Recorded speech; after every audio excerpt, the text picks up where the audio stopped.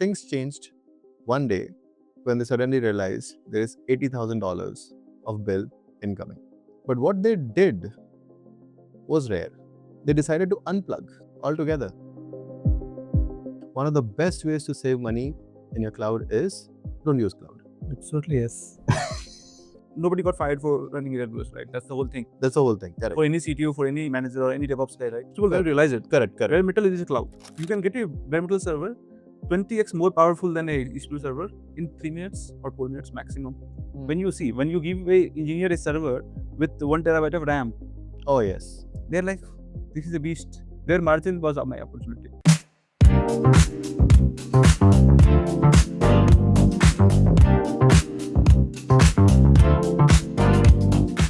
For most startups, AWS credits feel like free money. You only check them when you have to provide a monthly report. And you feel that it will endlessly come to you. But for Dukaan, things changed one day when they suddenly realized there is $80,000 of bill incoming. But what they did was rare.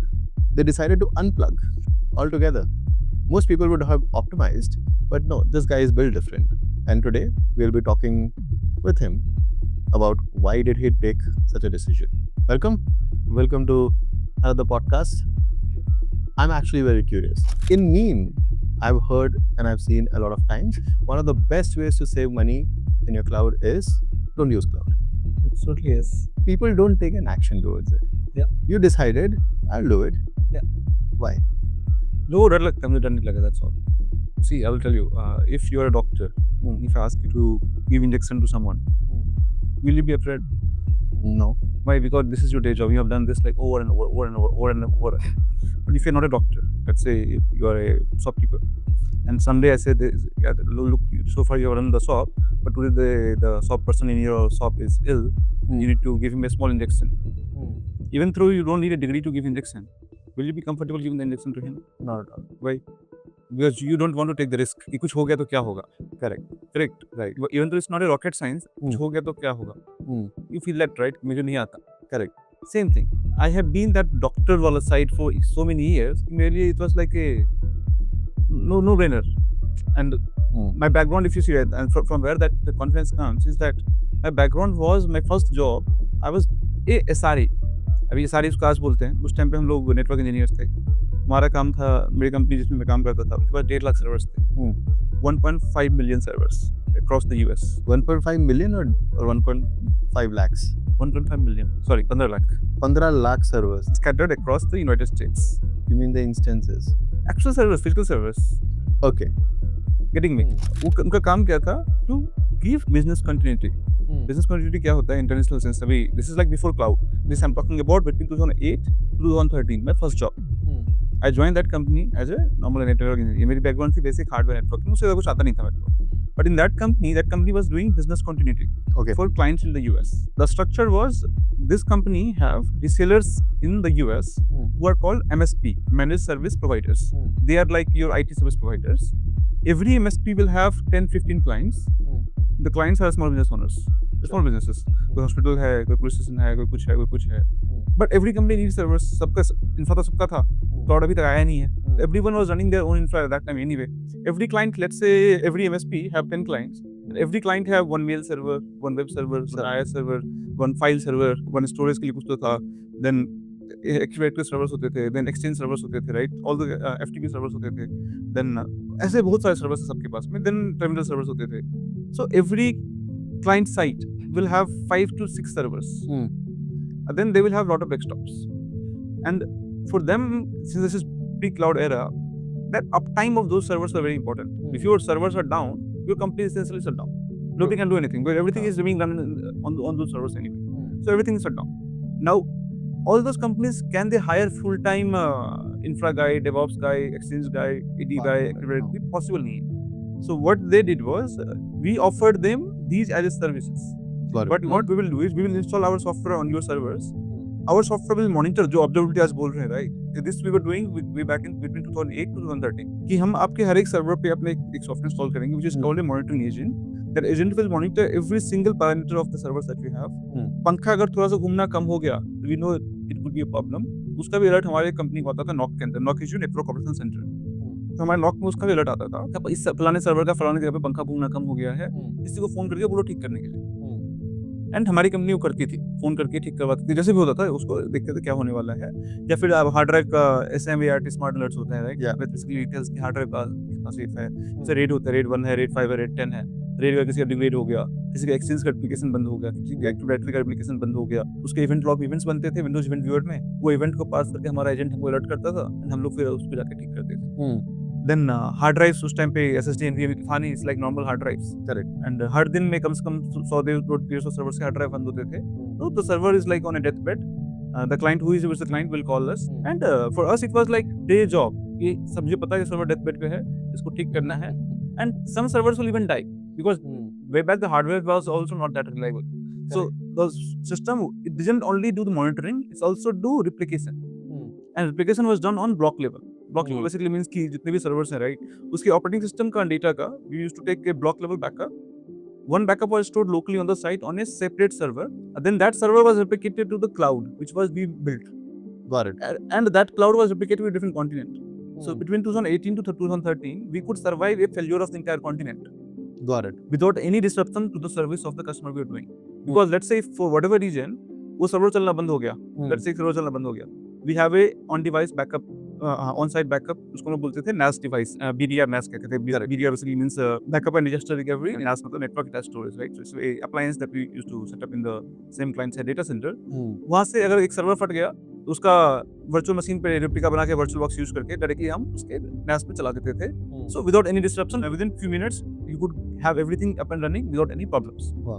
Let's say if something happened to the data center itself, वो NAS भी बंद हो गया, power failure हो गया, fire आ गया, flood आ गया, whatever reason, right? हाँ, जो BDR का होता है, Correct, कुछ भी हो सकता है, नेटवर्क चला गया, तो your entire local data center, the data center का यही rack होता था, the rack is offline, you can't do anything. In that case, the cloud backup we had, right? We would just replicate your IP to the cloud, and we have your entire setup running in our cloud, and your customers and your employees can connect to our cloud, and still everything works fine. Got it. If something happens to our cloud, we had a replication in a different continent, we can connect you from there. Got it. This we did on 15 lakh servers across more than 20,000 different MSPs. I joined that company as a trainee, जो intern बोलते हैं Asgate में, and I left that company as a senior technical leader. Basically, I was heading the entire thing. Got it. Almost 80-90 employees थे, इतने सारे servers थे, सब कुछ था, engineering team थी, बहुत कुछ था, right? And हर दिन मेरे सामने 100 से 150 servers आते थे जो मरते थे, and हमारा काम होता था उसको जलाना. But then life changed and I got into a lot of things. ये बहुत कुछ किया. Then we started दुकान में we got too comfortable कि यार इतना मेहनत कौन करेगा, छोड़ना, क्लाउड है चल रहा है ना। और मैं AWS ने हमको almost के 100K USD का क्रेडिट दिया था। Correct. Since we raised funding, we moved on AWS and चीजें अच्छी चल रही है, सब कुछ स्टेबल चल रहा है, पैसा भगवान का दया से बहुत सारा पैसा रेज कर ही रखा है। लेकिन जब उनको बिल देखा ना, then I was like यार अब इसको मैं ऑप्टिमाइज करूँ ठोक पीट के, या जो हम पहले करते आ रहा था वही करूँ। Correct.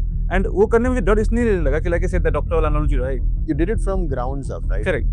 Not like किसी का बना बनाया, you carried it forward, but you were there right from the beginning, so that helped you build that muscle. Correct. So now अगर मुझे वो सब आता ही है करना, तो why not I will just do it. And if something happens, I will take the responsibility. It was my responsibility to make sure all servers are up. And we did it. जब मैं बच्चा था, literally 17 साल का था. Correct. हाँ, that's what ना, वो लाइफ से शुरू किया है. That was the formative years, and वहाँ से कहानी शुरू की है. तो यहाँ पे AWS से GCP माइग्रेट करने में लोगों की हालत खराब होती है कि 6-6 महीने लगाएंगे, हम एक माइग्रेशन प्लान बनाएंगे, फलाना करेंगे, ठिकाना करेंगे, and you did it. And see the risk involved, right? If I'm running, nobody got fired for running AWS, right? That's the whole thing. That's the whole thing. Correct. For any CTO, for any manager or any DevOps guy, right? Nobody got fired for having things on AWS. But if you remove from AWS, if you take your own infra, literally running on your server, on bare metal servers. Correct. If something goes wrong, who will take the responsibility? Correct. Which is why I think these kind of bold calls can only be taken by bold CTOs, and it cannot be taken by hired CTO. Absolutely. I may be wrong, but because a hired CTO will always be worried about his job, and that's really so. Correct. Upside से कुछ नहीं मिलने वाला. Nobody will say कि भाई बहुत अच्छा कर दिया, thank you so much. And जब तक वो upside नहीं मिलता है, तब तक he'll be doubted every single day. One bad day and everything is crashed. Everyone से मैंने बोला था मत कर. Correct. Everyone से मैंने बोला था मत कर, but my CEO, my co-founder was so supportive. Like करो, क्या दिक्कत है, कोई दिक्कत नहीं है. Maximum क्या होगा? क्या ही होगा? And it's see, right? Cloud वालों ने जो हमको बेच के हमारे दिमाग में डाल दिया, right? If you see the SLA of AWS, just go to SLA AWS and you will see the cloud is as reliable as you assume. आप क्या समझते हो AWS से तो सब ठीक रहेगा, right?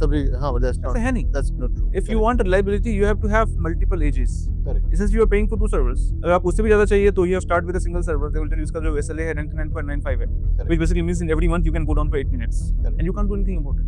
Correct. So now, if I don't want to have that 8-minute runtime, what do? I have 2 different instances in 2 different availability zones. Then I'm essentially paying for 2 servers.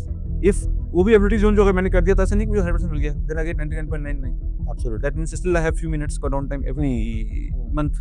What do I do if I don't want that downtime? If my service is so critical? I think the promise of the cloud was and has, or at least the one which has been touted out, is speed of going live. Number one. Number two, if you do not have the skill to run your own servers, bare metal or otherwise, then here we are giving you a simple UI to go live very fast in a reliable fashion and so on and so forth. Yes, it comes with downtime, but I'm not going to tell you that. Yes, it's going to come with unpredictable costs, but I'm not going to tell you that. So I think that's the pro and con of cloud. But so there is a thing going on right now about multi-cloud, right? Now that is whether it's a CTO wanting to go multi-cloud or whether it's a boardroom saying that no, you should go multi-cloud so that your reliability on one single cloud is very high. But this one theme of going multi-cloud, one thing of bare metal, it is there in the extremely serious senior. No. See, that's the misconception, right? We are not in 2008 anymore. Right. This is 2025. Now, bare metal is a cloud. Most people don't realize it. Correct. Bare metal is a cloud. You're not running your own servers and What is the cloud? You will get a VPS or EC2 instance of VM running in 3 minutes. Correct. From the moment you spin up a server, the time it takes to get you a virtual machine is 3 minutes, right? Probably 2 minutes, not less than that anyway in any cloud. What is the thing that we assume of physical servers or bare metal servers? Yeah, 2 दिन लगता है मैं email करूँगा तो order आएगा. You can get a bare metal servers in as fast as you can get a EC2 server. You take platforms like Vultr, right? Vultr we have used extensively well, and you can get a bare metal server 20x more powerful than a EC2 server in 3 or 4 minutes maximum. Whenever you want, however you want, how many you want. So basically, like you rightly said, when it comes to AWS, Azure, etc., what you're paying for is convenience. No, that's the whole point. That is not also true now. This was true 10 years back, 15 years back. But now that is also not the case. The cloud providers now who are offering bare metal can give you that same convenience at fraction of the cost. Plus, they're not good at marketing, so they are not able to reach to you, they're not able to do it well for you. Plus, do you think all of the tools that are available when it comes to your entire infra stack, right from your Terraform, everything works out of the box in all of these worlds? Yes. So which one would you recommend to somebody who is listening to this and is feeling inspired to give it a shot? See, if you want the most reliable and cost-effective, Vultr is the one I have used extensively well. Okay. If you want little more fancy and well-known name, Equinix is another data center that provide bare metal servers. Yeah. The cost of Equinix is little higher, but they also have very well integrations and they do very well in terms of integration and tooling. They have very good tooling. Most of the Tier 1 clouds that you think of, they are running their data centers inside Equinix data centers anyway. For example, the Singapore region, you will see most of them are running the entire infra inside Equinix data centers. Got it. Equinix is one of the largest data center providers in the world. But they do B2B more than B2C. So they will sell to, let's say, AWS or Amazon or GCP rather than you. But even you can go and do everything yourself. Okay. And if you have Terraform that can take care of your, let's say, infrastructure deployment from 0 to 1, you just have to change the provider from AWS to Equinix. Or let's say Vultr. Vultr is also worked very hard on getting those things right. You will get everything up and running on those providers. As long as you are running cloud native, which is your Kubernetes, your DevOps team, your application team, the entire company will never know what you have running behind the scenes because this tooling didn't exist 20 years back. So let's unpack this, right? So most people, when they think of cloud or going live, the obvious things are, okay, I'm going to spin up an EC2, I'm going to drop something there. Some more advanced people might just think, okay, I'm just going to spin up a cluster and I'm going to deploy something there. What is the equivalent of that in Vultr or any of these bare metal? I think on Vultr you can get started as low as $120 a month. Okay. You go in the dashboard, you select the region you want. They have, I think, 18, 20 regions. Everywhere in India, they have 3 regions. Okay. In the world, they have, I think, 20 different regions. You select the region, just like in AWS. Sure. You select the instance size. Okay. Instance is like the pre-configured instance sizes that they have. What is the lowest? You can have 32 GB of RAM, 128 GB of 32 GB of RAM, probably 1 TB of hard drives, and probably 20-25 CPU cores. For what, $120 a month. Sure. That server, you take this server. They will give you SSH access. Probably in 3 to 4 minutes, you will get SSH access. Once you have SSH, you can install Kubernetes if you want. From there, everything is as good as your EC2 or anything else. If you don't want to install Kubernetes, you can install whatever Postgres you want to install, Postgres, you can install Node.js, Python, whatever you install. From there, everything remains exactly the same. Nothing changes. Got it. The initial first step, instead of going on AWS and trying to mess up your mind for 20 minutes, here you get everything for 10 minutes. And Got it. for the same server, you're going to pay at least 10x more on AWS. So that $120 server, Yeah. if I had to spin up in AWS, the cost will be about $1,000. Approximately 10x more than Wow. what you're paying, plus the bandwidth. The network cost. Correct. On bare metals, bandwidth are typically $10 per terabyte, Wow. which on cloud providers is like lot more It's expensive. very And it hits you when you start to hit scale. For example, at a certain point, our bandwidth costs were like so high. We were like, kahan pe ja raha hai itna data? So now we have to think about optimizing the bandwidth. How do I optimize the image size? How do I optimize everything else to optimize that bandwidth? Because we are a e-commerce company. The only thing we have on our stores is images. So our first lesson was like we were using RDS. RDS is the database, right? Because ठीक है यार चल रहा है एक second लगेगा इस chance spin up करो चल जाएगा मस्त है. But that must है that 5 seconds it saves us. The moment we start to scale, we were like इसको optimize करने में इतना टाइम जा रहा है. So one day I asked my team to भाई काम कर लीजिए तुम्हारे इसको. Install Postgres yourself on EC2 machine itself. बाकी छोड़ EC2 पे ही start करते हैं कोई बात नहीं. Install Postgres on EC2 and manage करके इतना difficult है manage करना. नहीं ज़्यादा डिफिकल्ट नहीं है 10 कमांड मारने कर लूँगा तो कर भाई क्या क्यों नहीं कर रहा है तो फट जाएगा तो क्या डेटाबेस है क्या ही फटेगा उसमें डेटाबेस है स्टोरेज है उसको तुम बैकअप लगा दो रेप्लिकेशन लगा दो स्ट्रीमिंग रेप्लिकेशन लगा कर दो क्या फट जाएगा डेटाबेस में This itself is a major difference between what he's talking about versus a lot of people that I've spoken to. They're always very scared of databases. That database फट गया तो भाई हालत खराब हो जाएगी. Versus you are like क्या ही फट जाएगा. रेप्लिकेशन लगा देंगे ये 4 चीजें कर देंगे क्या ही फट जाएगा. Literally can handle more scale than most of the people can think of. Correct. We have 5.6 B2B customers, 5.6 million B2B customers. मजाक नहीं है इंडिया में. 5-6 million B2B customers लेके आना मजाक नहीं है. Correct. And that too on those B2B customers, all of them have their own customers. Correct. Even if you take If we start adding all of that up, that number is 5 million is B2B customers, all of them have their own customers. मेरे एक customer का 100 customer ही आ रहे हैं, तो you can do the math and see कि how much kind of that we have the number of people who are being served and used and everything. Correct. चल रहा है ठीक है बढ़िया है कोई क्या. What was the journey like? तो टेक्निकल बात करें उस टाइम पे जब माइग्रेशन कर रहे थे how old was this? 3 years. So 3-4 साल पहले कितने यूजर्स होंगे? So we got around 2 million users in the first month. Then 6 महीने में 5-6 million users आ गए. उसके बाद चल रहा है. So migrating from AWS to this, while you have users, there has to be a plan to this, right? कैसे किया था? How do you migrate things? What are the things that you have to migrate? You have only 2 things, application and database. और कुछ होता है? नहीं, तो application उठा के पटको फिर डेटाबेस डाल. दोनों साथ में डालो ना. You can do whenever But you we were already on Kubernetes. That was the first step. Before कुछ आर्किटेक्चर लेवल पे कुछ किया होगा which no, so when you say migration, right? So migration is like one night. The thing that took time was before migration. When we thought of कि now we want to get little bit serious on infrastructure, and then we thought कि इसको कैसे करें. In Kubernetes we had to adopt not because of कि मुझे पैसे बचाने हैं, but because of our operational challenges and DevOps challenges. Sure. कि हमारा deployment इतना ज़्यादा फटा हुआ था कि हर एक change के बाद 5 सर्वर पे जाओगे, login करो, get tool करो, अच्छा. build करो, run करो, deploy करो, and फिर VM को click करो, नया VM आएगा, उसको load balancer में add करो. All those things are very very cumbersome. ठीक है. To string align those things, we deployed Docker and Kubernetes, which none of the team member was aware of earlier. I first learned myself कि Docker क्या होता है, then I learned कि Kubernetes क्या होता है, then I tested everything myself for 6 months on a small server just to get as familiar as I can. Because when shit breaks in the night at 3 a.m., you cannot start googling and figuring out क्या हो रहा है because आपको customers phone कर रहे हैं. So you have to be deep in the system to understand every single thing from your muscle memory. Correct. So practiced. Then I transferred that knowledge to my team. Every single person in the team was having training and they understood every single thing कि हाँ ये क्या है कैसे चलता है. Once they were comfortable, we moved everything to Kubernetes. अच्छा चलने लगा वो.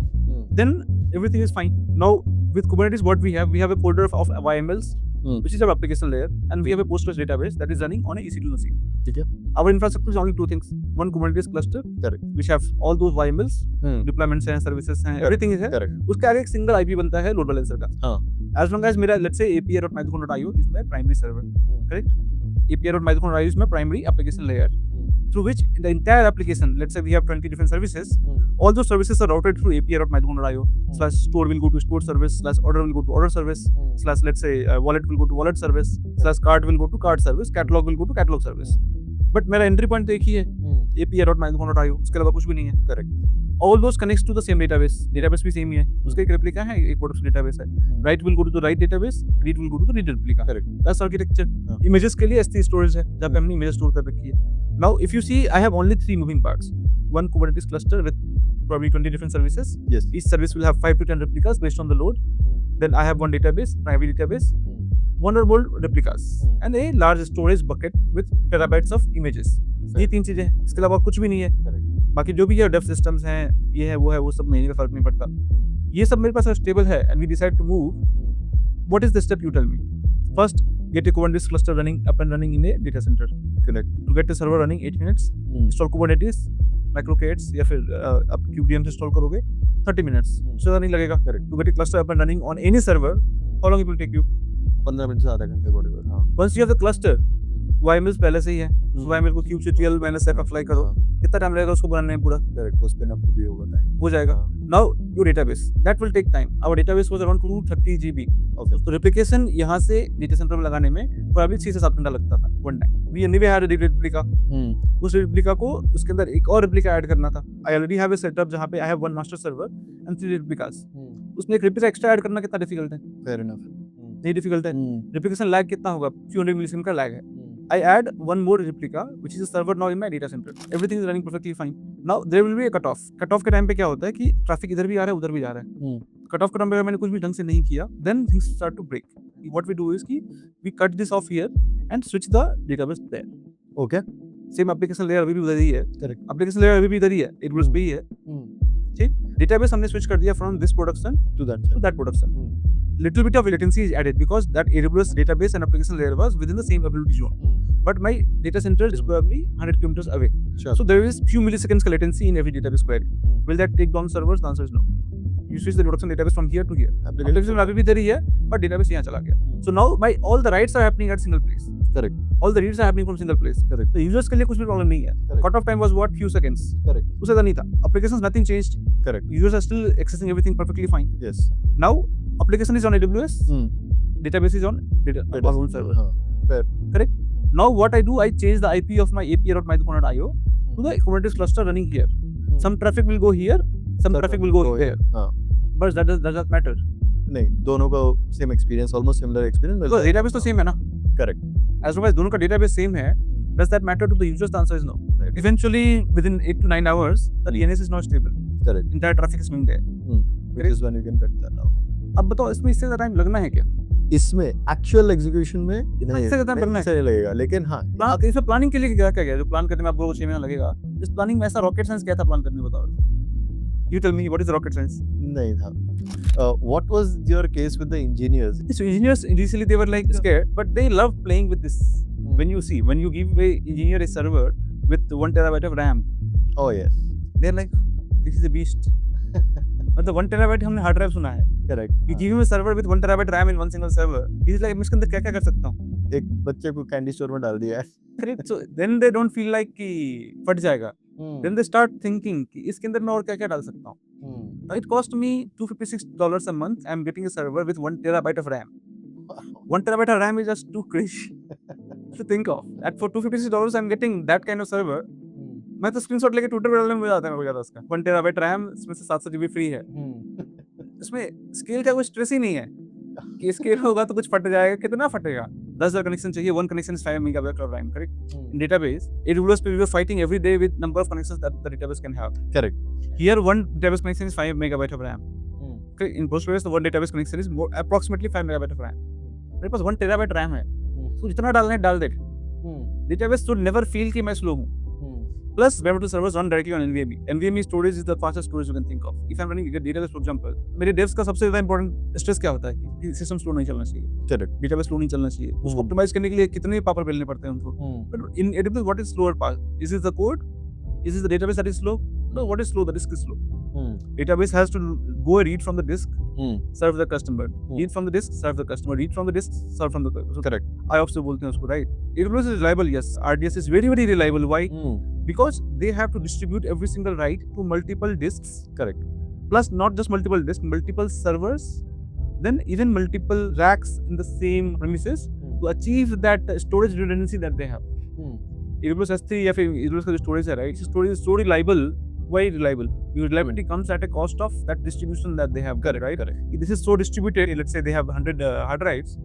100 उसमें से फट भी गया तो कोई फर्क नहीं पड़ता. Correct. Because उनको पूरी दुनिया का डेटा चलाना है. मेरे को पूरी दुनिया का डेटा नहीं चलाना है. मुझे सिस्टम में चलाना है. मुझे पता है मेरे NVMe स्टोरेज का जो रिलायबिलिटी है, जो लाइफ है, Certain है. वो मेरे कंपनी की लाइफ से ज़्यादा है. In the large scheme of things and practical terms, the chances of my company not surviving 5 years versus that NVMe drive not surviving 5 years, what do you think is more likely? Fair enough. Now the chances of कि दोनों के दोनों NVMe साथ में फट गए जिसमें database चल रहा था, हाँ, बहुत ही. that is extremely unlikely. और उसके लिए अपना. Even भी हो भी गया तो मेरा क्लाउड किस लिए है? Correct. I have a backup running on S3. Correct. S3 reliable है ना? हाँ. अगर दोनों डेट से अनलाइकली इवेंट के दोनों फट गया ठीक है, मैं आधे घंटे के डाउन रहूंगा. So what was the pushback or discussion with the investors or boardroom? Nobody had any pushback here. If I'm saving money for the company, why say no to it? हाँ, लेकिन Indian investors का होता है ना, anything anti-pattern scares the shit out of them. Well, if you go and ask them. That is true. हाँ मतलब see, they have given me money to run my company. हाँ. They trust us in us to run the company. Correct. If they don't trust us, don't give us the money. हाँ. If you have to advise somebody जिसका अभी मान लो से 30 लाख रुपए का खर्चा हो रहा है, ठीक है, on let's say AWS. See, what you did was essentially a financial decision implemented through engineering. But somebody who has this kind of spend has a lot of pressure right now. What would you advise, especially for somebody who doesn't have the kind of background? Absolutely, absolutely. So see, there are stages, right? The first is कि कब करना है. Does it make sense to think about कि वो मुझे कैसे save करना है? ठीक है. And does it make sense to think about that versus think about कि how do I get more money in the company? Where should you focus more of your own brain? Because this has to be taken care of by a highest level engineering, probably the CTO, head of engineering, or the founder himself. Correct. For a founder, does it make sense to think about technology right now versus focus on how do I add more value to the technology so I get more users? That threshold depends on every single company differently. Sure. For a bootstrap company, a 5 lakh rupees cloud bill might be everything that is standing between them and their profitability. Correct. For a funded company who just raised a funding seed round, his first priority should be मुझे engineering skill करना है, team skill करना है, सब कुछ skill करना है to a place जहाँ पे मेरी कंपनी का जो प्रोडक्ट लाइन है वो ज़्यादा स्टेबल है, नॉट कि मैं इधर से उधर मूव करके कर रहा हूँ. Fair.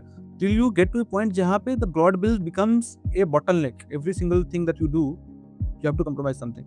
Sure. When you're running a startup, right? Every single thing you do, you have to compromise something. Is it worth compromising for? The answer is most of the time, maybe not. Let's say you, and that number, I don't know what number that is for every single company. That number can be different for every company. Sure. That number, you are the best judge. The company himself is the best judge. A good rule of thumb is if the total monthly expense of your company, a significant part start to become a ridiculous bill, other than salary, then you know कि कुछ तो करना है. So what is that number up to you, however you want to think. Now, once you start to hit that threshold, you cannot do everything in one go like I did. Sure. And वो कर भी नहीं सकते and practical भी नहीं है. So what is the first low hanging fruit? It's everything that is not production. Sure. Because in your company you will have 20 different things going on. 3-4 database चल रहे हैं इसके copy. Correct. Other than production basically means कि इसको मैं बंद कर दूंगा तो मेरी कंपनी बंद हो जाएगी. Correct. That is production. Don't treat everything else as production. Only thing that is production is इसको मैंने बंद कर दिया मेरी कंपनी बंद हो जाएगी. That's production. You identify what are these 3, 4, 5 critical pieces. Probably आपका production database होगा. Critical services हैं वो हो सकते हैं. But your max limit is this server. And everything comes with a cost. Every single server you add few thousand rupees into billing. Correct. Which people don't realize. उसका uses हो रहा है क्या? The answer is no. How many times that service is being used? The answer is no. The only thing you are paying is for the resource that you have allocated, not using. Fair. मैं क्या बोल रहा हूँ, एक single server ले लो, give it decent enough RAM, 512 GB RAM ले लो, अपने devs को दे दो, अब बोल तुमको जो करना कर ले इस पे, वो 500 मैसेज चाहिए ना, बना इस पे, तो उस पे Kubernetes इंस्टॉल कर ले, तेरे को Kubernetes नहीं चाहिए तो VMware इंस्टॉल कर ले, VirtualBox इंस्टॉल कर ले, Hyper-V इंस्टॉल कर ले, OpenStack इंस्टॉल कर ले, कुछ तो इंस्टॉल कर ले, उसके बाद तुमको जितने VM बनाना है बना. I can guarantee you that 512 GB server can create more than 1000 virtual machines. 1000 virtual machine बना देगा तब भी उसको कुछ नहीं होने वाला, because virtual machine बनाने के पैसे नहीं लगते हैं, उसका रिसोर्स नहीं लगता, कुछ भी नहीं लगता. You can spin up 1000 virtual machines. एक इंडस्ट्री है वेब होस्टिंग इंडस्ट्री, जहाँ पे हम लोग क्लाउड से पहले जाते थे. Correct. To create host websites. It's just there for the sake of it. Correct. So if you create that one single server, you give them a way to partition that server, either through containers or through virtual machines, and let them do whatever they want, but capated inside that only one server. Your life is almost sorted then and there. So that will help you save a decent amount of, at least the non-production costs. Everything on production you run from that single server, and that single server will run आज के date में जो server होते हैं, right, the capacity of the server, the NVMe drives, the CPU, the RAMs, and the optimized the applications are. If you run a Node.js server, how much RAM it takes? Hardly anything. हाँ, you don't even think about इतना कम होता है वो. Correct. If you have 512 gigabytes of RAM, how many Node.js servers you can run? कितने चला दोगे? कितने ही चला लोगे? Correct. But if you start to spin up a new EC2 for every single Node.js service that you're trying to spin up, How much overhead and all the costs and plus the. then things start to. Fair enough. Yeah, that is my first advice. If things start to boil down more, then see what is the biggest cost right now. Most likely to your database. Database you are running on RDS. You're paying a lot of money for the database. Does it make sense to have a person who is well versed in database to install your own database? Postgres चला रहे हो, जो भी चला रहे हो, on EC2 machine. That itself will save you 50% of your cost. Okay. Because database RDS कितना expensive पता है आपको? Correct. They charge I think $15, $10 or $15 per GB of RAM managed. Correct. So Very expensive, yes. $15 per GB of managed RAM. अगर आपको database चाहिए with 32 GB of RAM, you are paying 32 into 15. Correct. For managing Postgres. इतना भी क्या manage कर रहे हो भाई Postgres? Postgres ये install कर दो, जिंदगी में कुछ नहीं बना रहता उसको. Correct. Once you install Postgres once, you don't have to touch it for your life. It's just fine. Correct. You install it on your own EC2 machine. You set up replication, very important. Set up replication and call it a day. That will take you from, let's say if you're paying $20,000 a month, that will immediately put you into 5-6K आसपास. The third step will be always be your instances, your EC2 instances. If you see your EC2 instances, the utilization will be very low, but number of instances will be very high. This is where now you shift from instance to containers. ठीक है. Container के लिए whatever you're comfortable. If you are not comfortable with Kubernetes yet, I highly recommend you invest your time into that first. Sure. Highly recommend you invest your time into that first. If you do that clear right, your entire path for the next 3 years is cleared. You want to go multi-cloud? You can do whatever. Exactly. Kubernetes is the best way to go multi-cloud. You want to go bare metal? Correct. Kubernetes is the best way to do bare metal. So that's the most recommended way I would say. Learn it, invest your time, completely worth it. And नहीं कर सकते, then you use EKS or whatever the container system that they have, right? You use one of those, you'll instantly start to save. What you are running on 20 different EC2 machines is now running on a 5-node Kubernetes cluster. Correct. That will again take your cost down to a lot. Correct. So far clear. Correct. इसके बाद भी अगर हो गया, फिर देखो जिंदगी में क्या कर रहे हो, कंपनी बंद कर लो. So I think this has been one of the most freewheeling conversations that I've had around cloud and a very practical one, which I really like because technology सब अपनी जगह पे, लेकिन ultimately क्यों करना है सब, क्योंकि धंधा चलाना है. And I think what you're talking about is sitting home. Absolutely. And I can totally understand कि क्यों हो रहा है, because you're not one of those regular guys. You have come out of Virar. हाँ. तो तुम्हें पता है कि भाई विरार लोकल में अगर मैं चढ़ना सीख गया हूँ तो मैं कहीं से भी घुस सकता हूँ, कहीं से भी निकल सकता हूँ. Absolutely. And which is word I think gave you the daring also कि भाई फटा है कोई बात नहीं, अपन अपना सर्वर चलाएंगे, कोई टेंशन नहीं है. On that note I wish we could have continued this conversation for few more hours. Yeah but thank you so much for being here. This is one of the most fun conversations I've had so far. Thank you so much. Thanks, guys. मिलते हैं.